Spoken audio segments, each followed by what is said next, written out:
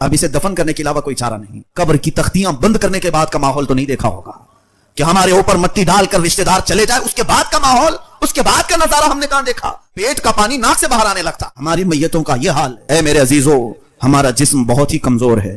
ہم کو اللہ تعالیٰ نے جس جسم کا مالک بنایا ہے, اس جسم کو میں نے دیکھا ہے بہت سارے گھروں پر.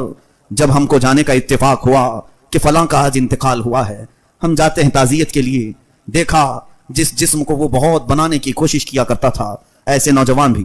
مجھے یہ باتیں بولنے کا اس لیے آج موقع ملا کہ چند روز قبل یا چند دنوں پہلے ایک علاقے میں جانا ہوا تھا. 2 نوجوان پانی میں ڈوب کر مر چکے تھے. ان کی لاشیں گھر لائی گئی تھی. صبح ڈوبے, دوپہر میں مل گئے. صرف 6 گھنٹے کی بات تھی. گھر میں لایا گیا اور پھر باڈی رکھی گئی. اللہ اکبر, گھر میں داخل ہونے کی ہمت نہیں تھی, اتنی سخت بدبو پھیلی ہوئی تھی.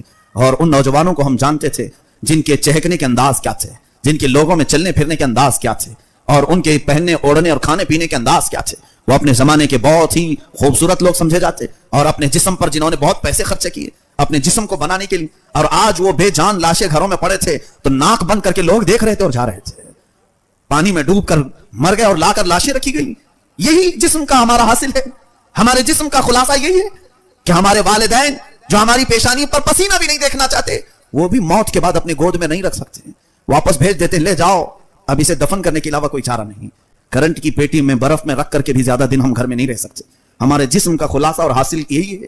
ہماری زندگی کا فائنل اینڈنگ یہی ہے کہ یہ جسم اتنی ہی دیر کا ہے کہ اگر مولا نے صرف ہماری رگ کو روک دیا تو پھر سڑن شروع ہوتی ہے, بدبو شروع ہوتی ہے.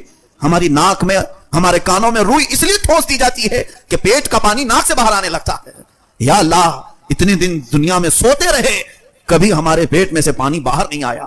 یہاں چند گھنٹے ہوئے کہ جان گئی, ہماری ناک سے اندر کا پانی باہر آنے لگا. کانوں میں روئی ڈال کر کے رکھو میتوں کو, اس لیے کہ تمہارے پیٹ کی سڑن کانوں سے بھی نکل سکتی ہے. ناک سے نکلتے ہوئے تو دیکھا ہے, منہ سے نکلتے ہوئے دیکھا ہے, اور اسی لیے کہا گیا جلدی اسے قبرستان کے حوالے کرو کہ اور زیادہ شرمندہ نہ ہونے پائے, اور زیادہ یہ موتا رسوا ہونے نہ پائے.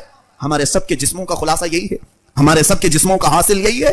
اور اس کے باوجود ہم شہوتوں کو اس قدر عزیز رکھتے ہیں, اس قدر ہم لذتیں حاصل کرنے میں. اس جسم کو دنیا والوں نے تو دیکھا, بڑے آہستہ سے غسل دو, اس لیے کہ میت کو زیادہ ہلاؤ گے ڈلاؤ گے تو پھر اور کچھ گندگیاں ہونے کے چانسز ہیں. آج میں کھل کر کے بول رہا ہوں صرف اس لیے کہ میتوں کا احترام کرتے ہوئے ہم جو مسئلے بتاتے ہیں کہ غسل بڑے آرام سے دینا چاہیے, میت کو تکلیف ہوتی ہے, یہ ایک تصویر کا رخ ہے. دوسرا معاملہ اصل یہ ہے کہ اس کی گندگی بھی نکل سکتی ہے. ہم یہ عزت و احترام میں نہیں بات کرتے, ہم صرف یہ کہتے ہیں کہ تکلیف ہوگی اس لیے آرام سے کرو. حقیقی بات تو یہ ہے کہ تمہارے ہلانے جلانے سے اور بہت کچھ چیزیں ہو سکتی ہیں. ہماری میتوں کا یہ حال ہے, اور ہم ابھی قبرستان گئے